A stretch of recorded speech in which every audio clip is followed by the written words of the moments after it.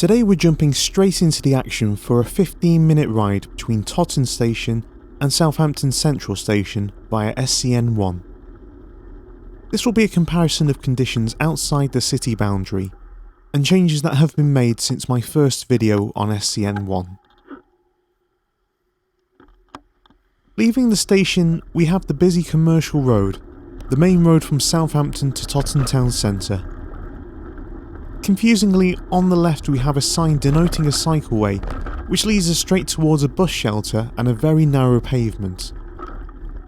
I would assume this is meant to be a shared path, but even then this is one of the narrowest shared paths I've ever encountered.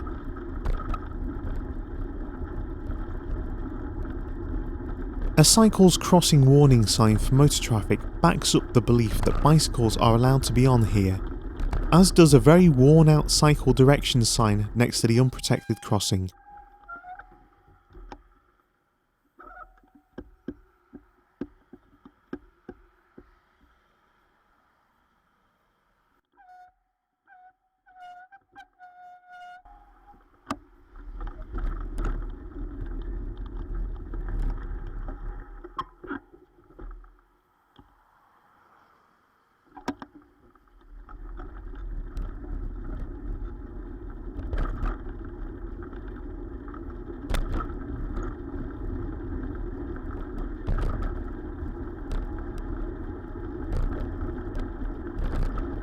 We pass under the A35 Totton bypass.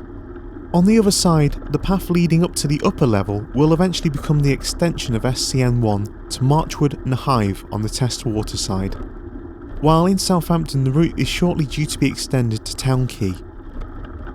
In theory, it means that this route could become a loop via the Hive ferry.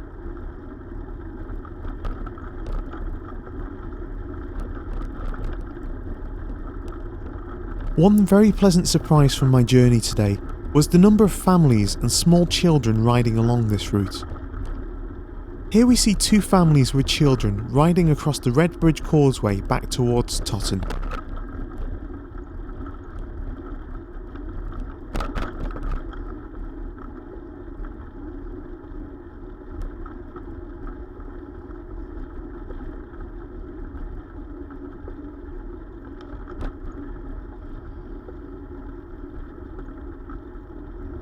From the latest figures, SCN1 is starting to see upwards of 1,000 journeys a day, even with the current COVID situation. I'm not currently among those figures as I've been working from home since March and will continue to do so for the foreseeable future. The fact that families are now using this route is testament to its success so far.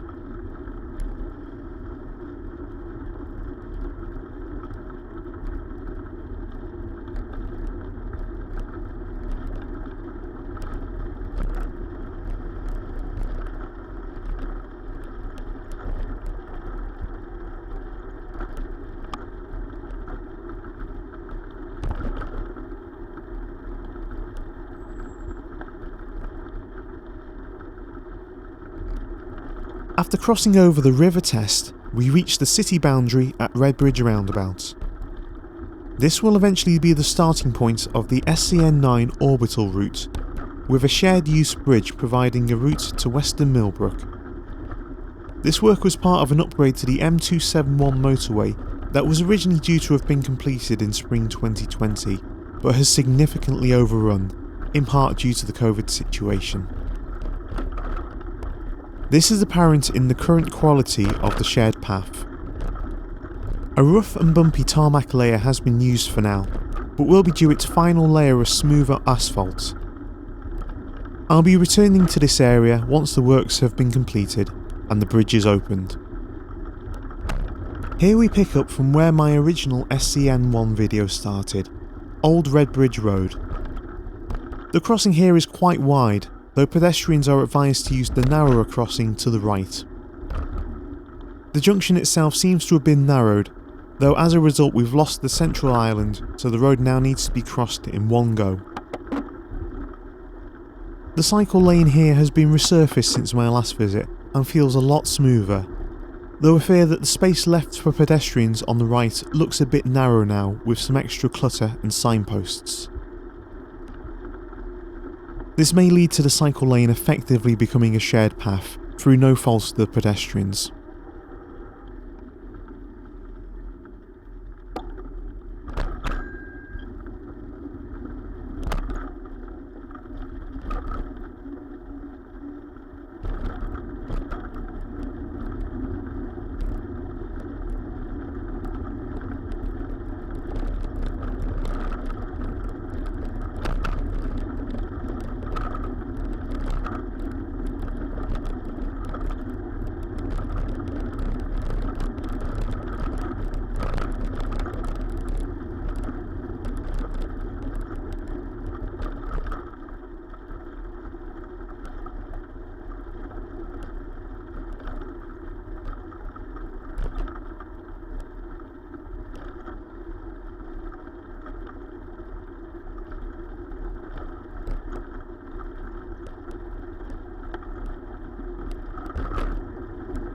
Second Avenue is almost entirely unchanged, though that confusing give-way marking from last time has now been removed.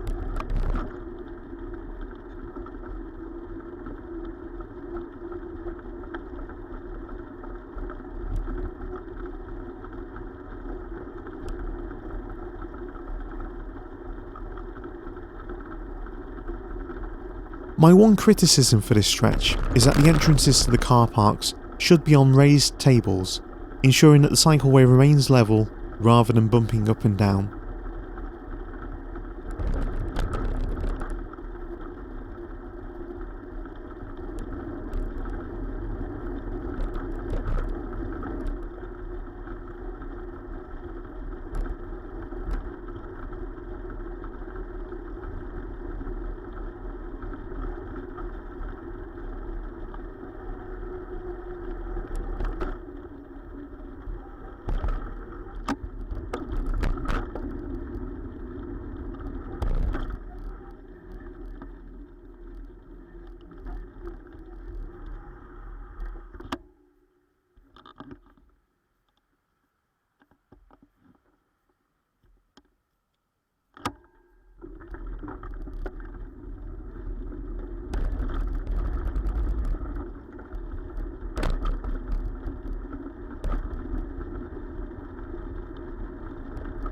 Approaching 3rd Avenue, some minor changes have been made.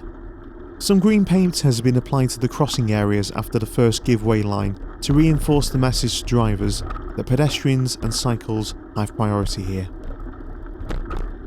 Using this route regularly over the past year, I've had problems with cars and vans using the nearby businesses parking on this shared path, although this seems to have become less of an issue since lockdown. Another major issue in the early days of this section was a car transporter used by one particular local business parking in the cycleway. This was swiftly resolved thanks to Southampton City Council installing additional bollards along the route.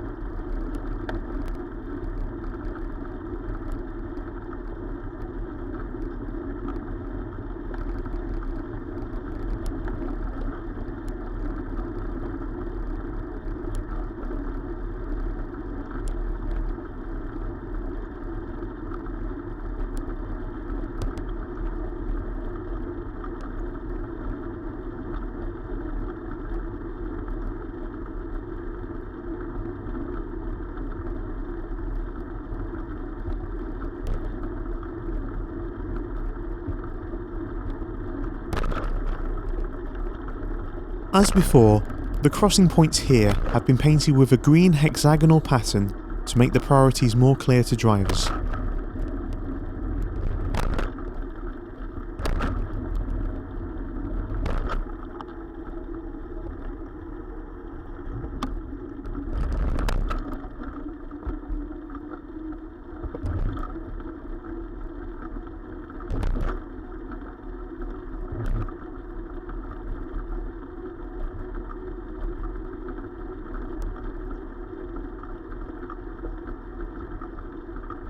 This stretch can still feel slightly daunting at times, especially given there's no buffer zone between yourself and 40-mile-an-hour traffic. Millbrook Road West's infamous drainage problems also mean that you're liable to get a bit of a soaking from cars driving through puddles after it's been raining. Again, we'll need to wait and see how new government policy will affect this route in the future.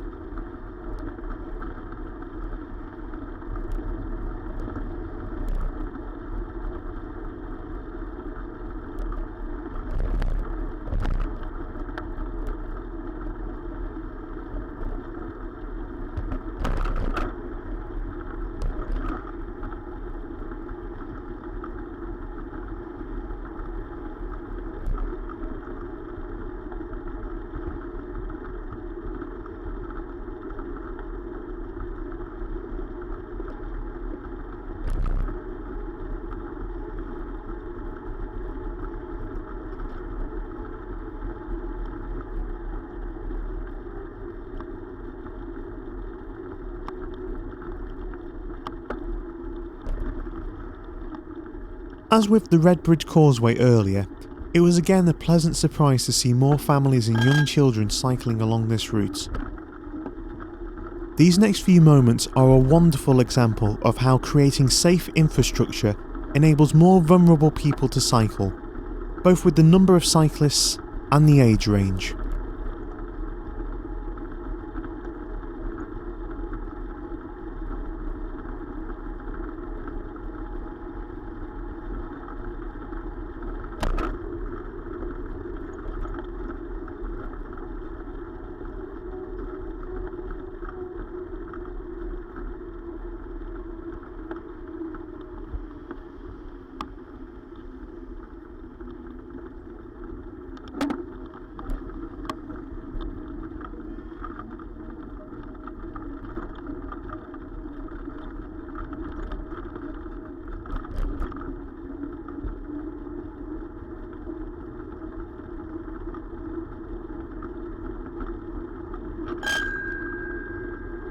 Unfortunately, the bell on my bike has seen better days.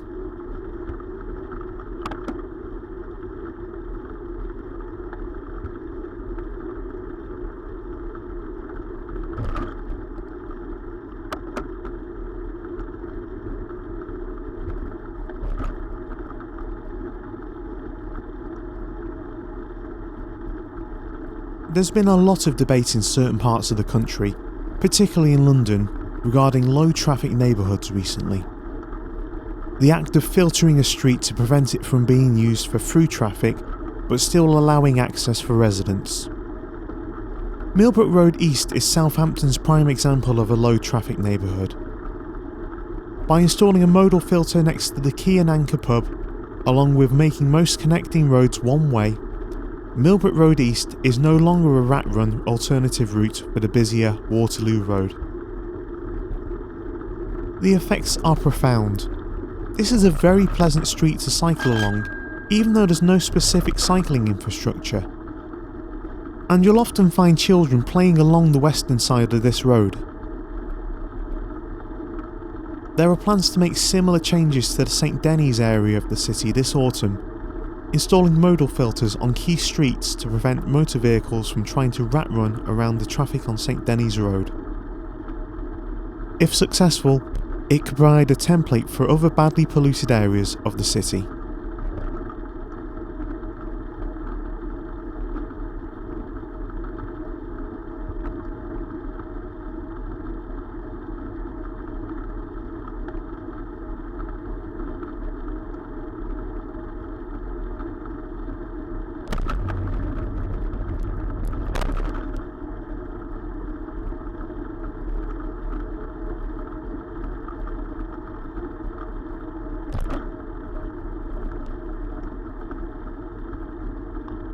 The changes to this route over the past year have been mainly small improvements, better signage, more paint, and a sense that this is only the beginning. There's one more change due to happen before the end of the year, with the route officially being extended to Town Quay via IKEA. However, the issue of the footbridge over the railway line will need to be resolved to connect it to this section, as the current bridge is unsuitable for large numbers of people with mobility issues. That said, the numbers speak for themselves.